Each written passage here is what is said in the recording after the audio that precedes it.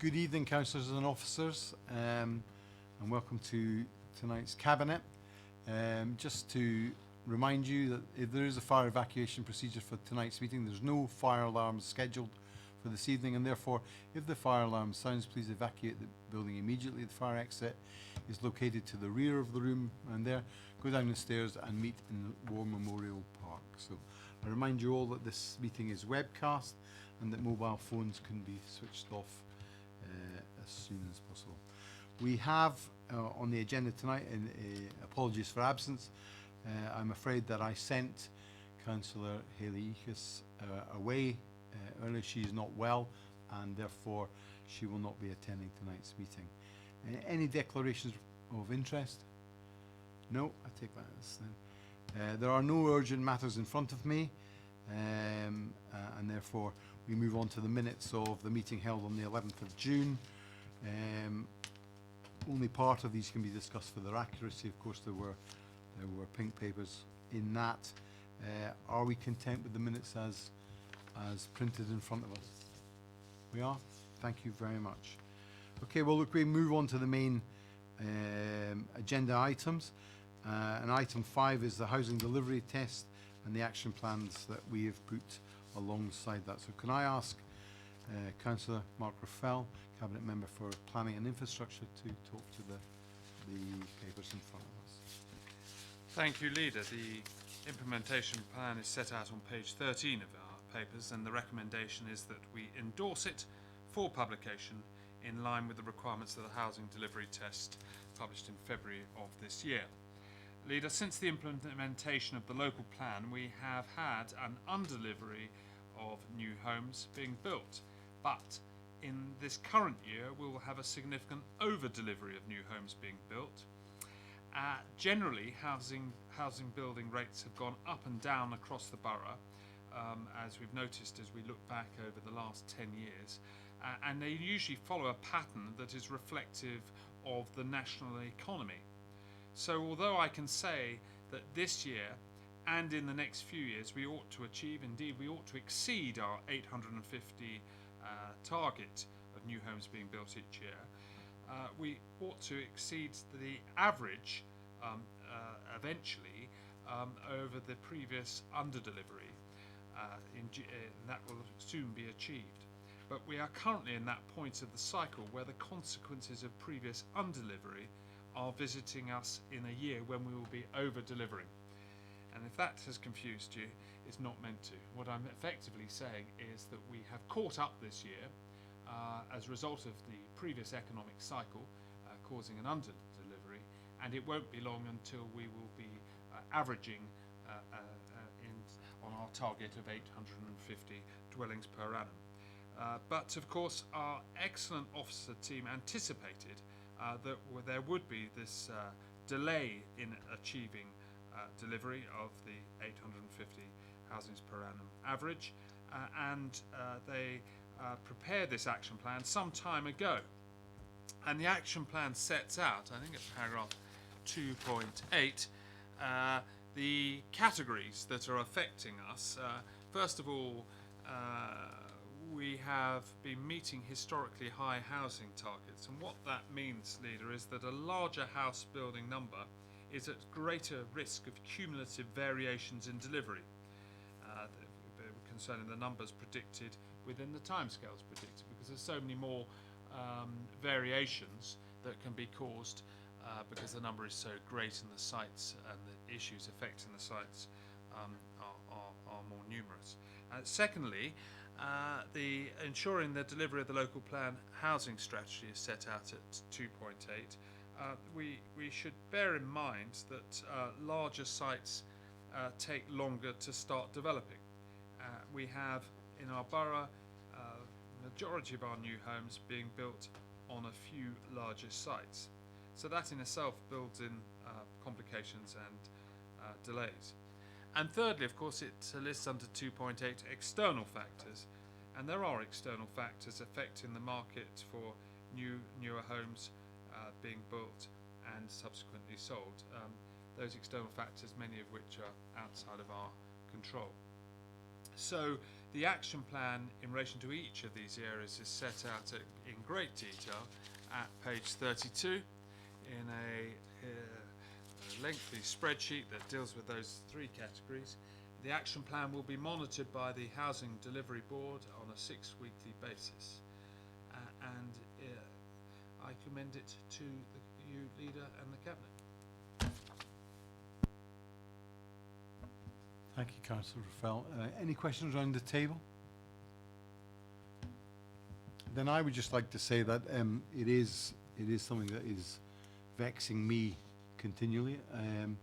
I am aware that the officers are working on making sure delivery is consistent, that we don't have blocks while people have planning permissions and then don't deliver those houses in a timely manner, because obviously that affects us, but also affects our residents in terms of their wish for housing.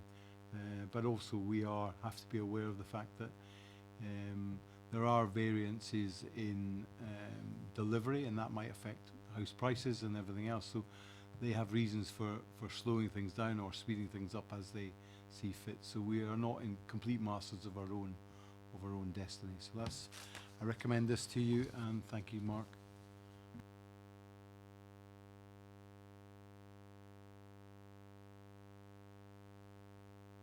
Oh, agreed then agreed. Item 6 is the InvestorGov annual reports. Councillor Isaac. Thank you, Leader. This is the annual report for the InvestorGov Fund. Colleagues will remember that this fund was established with the purpose of stimulating local economic development activity in the borough, particularly in relation to providing loan finance to developers of commercial premises, housing and infrastructure and renewables. And so this is an annual report on the progress that's been achieved over the last 12 months. The big step forward has been the agreement to provide £8.9 million in finance for the construction of the new Eli Lilly HQ, which is currently under development now on Basingview. That's important because it's helped us keep Eli Lilly, one of our most important companies in the borough, with all the jobs that go with that. So that's a very positive outcome to report for this year. The fund was launched in 2016 with an allocation of £25 million. So we've used approximately 40% of that money, or will do when the construction of the new building for Eli Lilly is completed. But I have reviewed the progress that's being made by officers and the appointed consultants in terms of sourcing new investment opportunities. And although there is a continually positive number of discussions that are going on with various parties, 23 currently, I think that it's appropriate for us to review whether further pursuance of this fund is the right approach, or whether we should be looking at allocating the remaining funds to other sources. Bear in mind, of course, that this money is still working for the borough and its residents. It's earning interest, but I think that the time has come where we need to look at whether this is the best direction for the remaining funds. And we will be receiving a report from officers in due course. Thank you.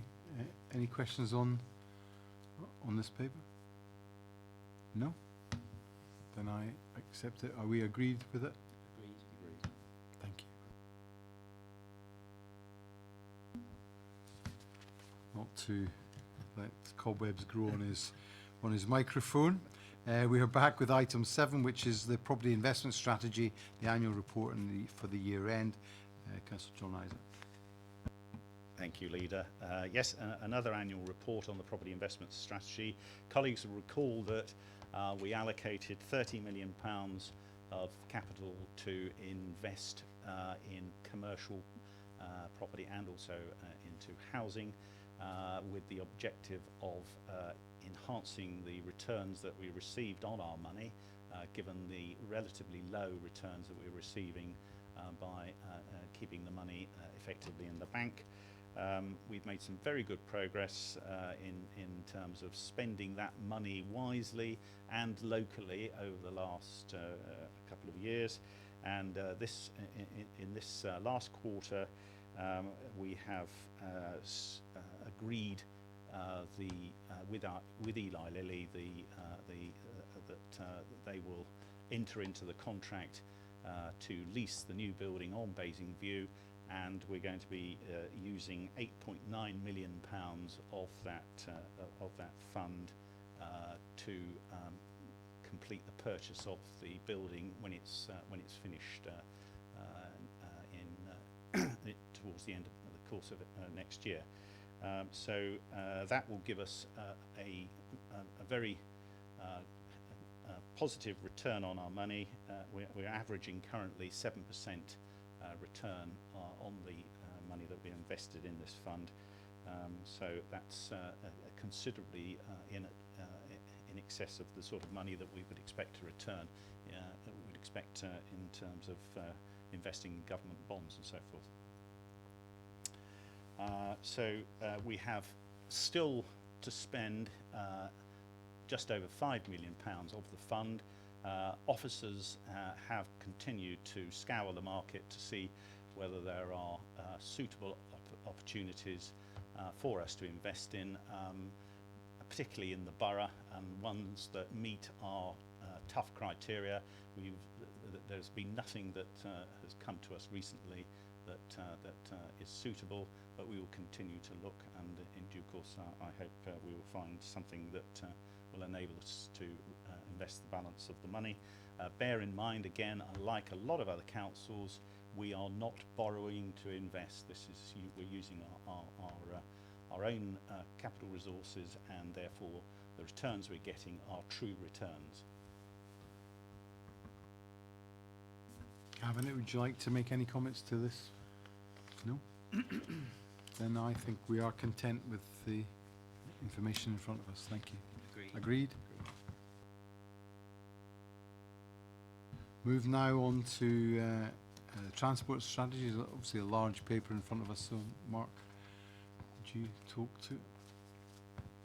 Thank you, Leader. Page 59 of our papers is the transport strategy. The recommendation is that we note and comment on the contents of this report and the proposed changes as set out in Appendix 1, and we recommend to full council that the transport strategy be adopted together with any amendments accordingly. This is a key document for us.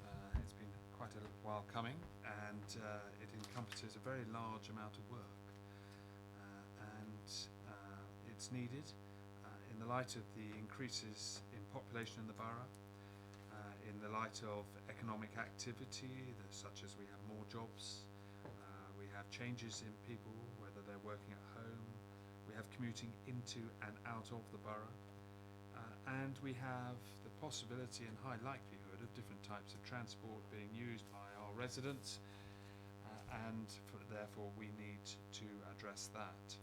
We also need to improve air quality and to alleviate some of the congestion that occurs at key junctions in our borough.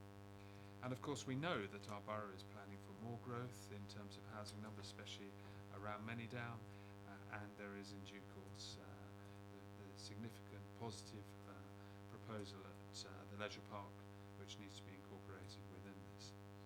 So this has been very much like a moving jigsaw puzzle, or as I like to call it, the moving staircase at Hogwarts in Harry Potter, that you're never quite sure where you are on it until you suddenly get it all together. And we have finally got it all together. The transport strategy, of course, means different things to different people, and as you consult on it, different people have different views of their experience of transport in the borough, depending on very much on their stage of life and where they live. And some will think that buses will solve everything, others bicycles, and others electric cars, others will suggest better parking and cleaner fuel. The strategy tries to look at things holistically, and all of these viewpoints are valid, but none of them, of course, can be applied to the borough as a whole. It has to be a blend and a balance, and the transport strategy tries to set out that difficult balance and how we can achieve it. Much of the strategy will focus in due course about what can be achieved in the short term, but of course we must plan for the longer term, which is not easy to do because, of course, with the introduction of new technology, the future is difficult to predict. We're not in a situation as we might have been, perhaps in the 1970s, where we would say, well, it's just cars and buses, isn't it, forevermore? It is not. There are other modes of transport that we will look at. We have had regular meetings with Hampshire County Council to ensure that this is a joint strategy where we have been equally involved in inputting the topics and some of the potential solutions, and we will continue to do that as we move forwards. There are a number of issues raised in this which I'm not going to address tonight at Cabinet, but may say furthermore if you recommend this to full Council. But there are a number of wider issues that we need to continue to look at, and this is very much a working document that will be referred to as we look at the various transport issues that affect our borough moving forwards, and of course as we review the local plan. So I commend it to the Cabinet, to you, Leader, and ask that you recommend it to full Council.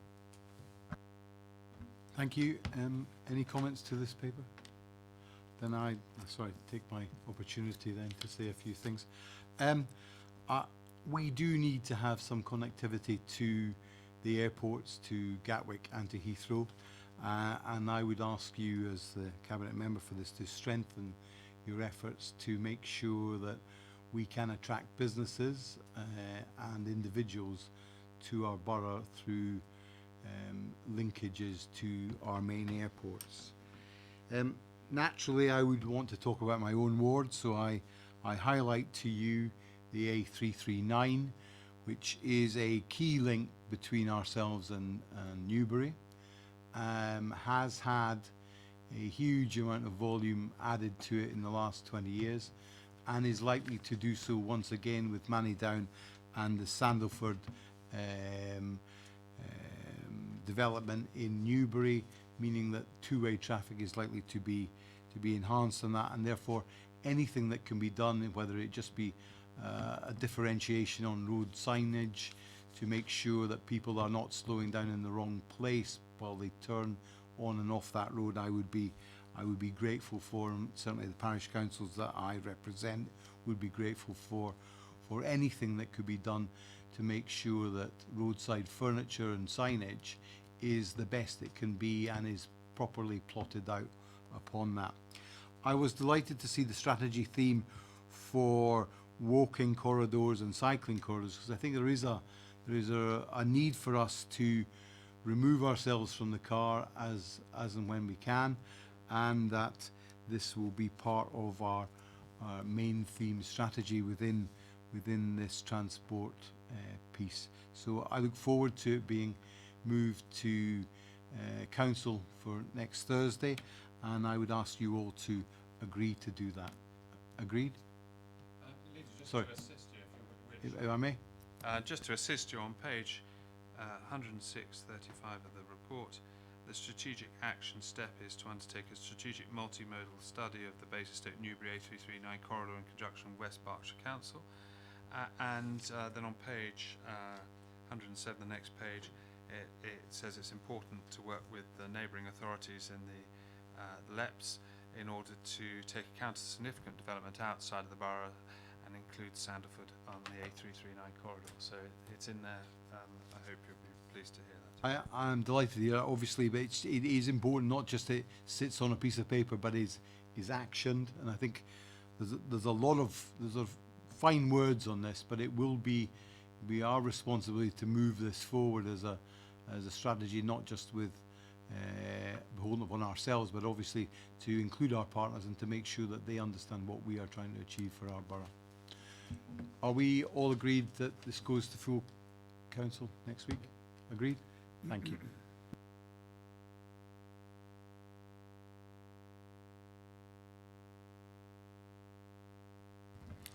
Then we elegantly move across to item number 9, which is the housing investment strategy and improving access to home ownership. And this is delivered by Councillor Tristan Robinson. Thank you, Leader. This is a landmark paper which seeks to improve home ownership in our borough. The main substantive of the paper is a Basingstoke and Dean equity loan. Home ownership is a dream and aspiration to many people across our borough. For those working hard and struggling to save towards a deposit, the market housing can just seem that bit far out of reach, and yet they do not qualify for any support from the council, and this paper seeks to address that. Our equity loan scheme will help local Basingstoke and Dean people achieve their dream of home ownership by allowing low and middle earning young people under the age of 35 to borrow up to £30,000 for their deposit, giving young people a hand up the ladder.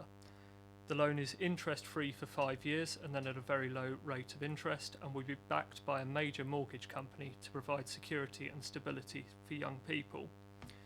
The scheme will be administered through the housing register, meaning that only people with a local connection, such as living or working in Basingstoke and Dean, can apply, and there must also be below the household earning threshold to ensure we are targeting those most in need.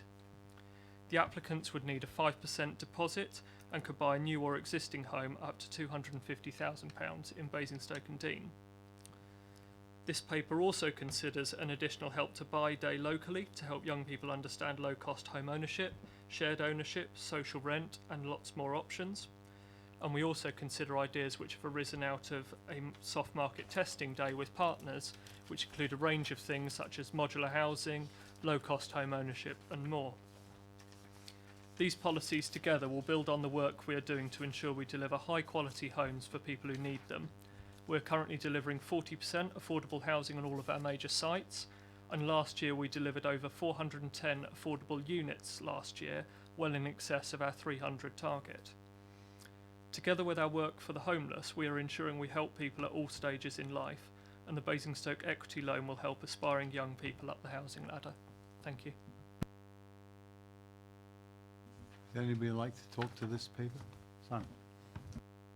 Only to comment briefly, Leader, I think this is an excellent scheme. I think it does many things that the national scheme has failed to do for our residents, forcing them to only buy new builds, and many of those developers have let our residents down. So I think it's an excellent scheme which I would endorse. John? Yes, Leader, this scheme has my full support.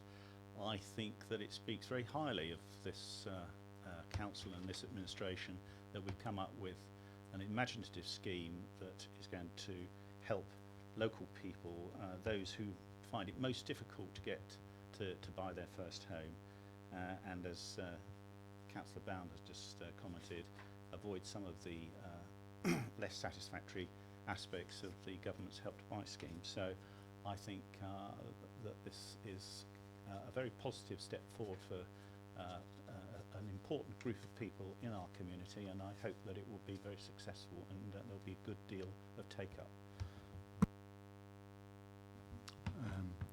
I obviously welcome it. It's an initiative that I think is long overdue.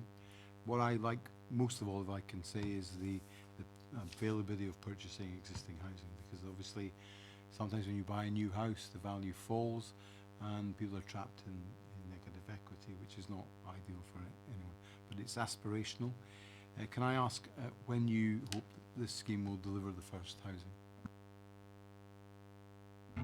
Thank you, Leader. The intention is moving forward that this paper, if approved this evening, will go to council next week, and then it will push forward so the officers will be able to set up the scheme. We need to assess a mortgage provider over the summer, and I know that procurement will be working on that, and the intention is that we'll be able to have the scheme set up in the autumn, early winter time, so that people can then apply and get young people into those homes that they want. Thank you for that. Are we agreed that this goes to full council? Agreed. Agreed. Agreed.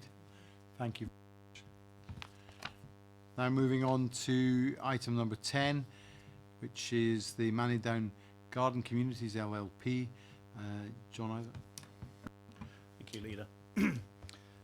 This paper is another step on the road towards developing the new houses on Down North, and in particular it deals with governance arrangements so that the two councils working together, that's Hampshire County Council and Basingstoke and Dean Borough Council, are ready to get things moving quickly when contracts have been signed with our private sector partner, Urban and Civic, which I'm hoping will be imminently. The Down Garden Communities LLP is the separate corporate vehicle that's now been set up by the two councils to represent the interests of the two councils, but acting as a separate legal entity.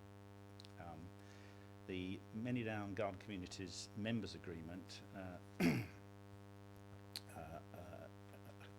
approved by Cabinet required us to produce an annual business plan, and this is what this report covers.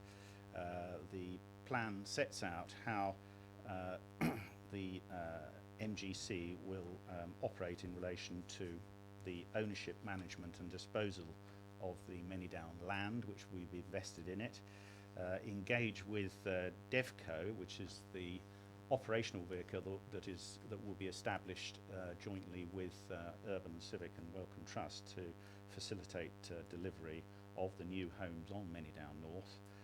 It's also responsible for safeguarding the two councils' interests in accordance with the Down objectives and principles, and securing the financial returns for both councils. It will also act as the accountable body for government monies that are awarded to the project in relation to the Housing Infrastructure Fund. The plan will be updated once DevCo has been established and submitted its overarching business plan in due course. The plan also addresses the project management arrangements, and in the interim that is based upon service level agreements between the two councils and the MGC to provide the necessary technical and professional services. That's the human resources, if you like.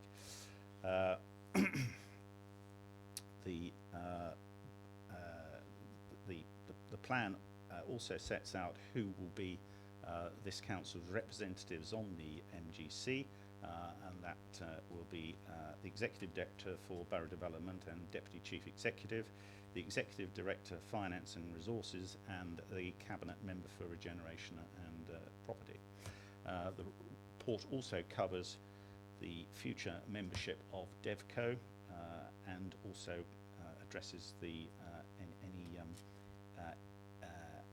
alternative members for both MGC and DevCo. The report finally requests Cabinet approval to release up to £480,000 from the capital programme of this council, being matched by the Hampshire County Council as a loan to enable the MGC to operate until such time as it's generating its own revenues. Any questions of Cabinet member? No? Then we note the paper. Agreed? Agreed. Thank you.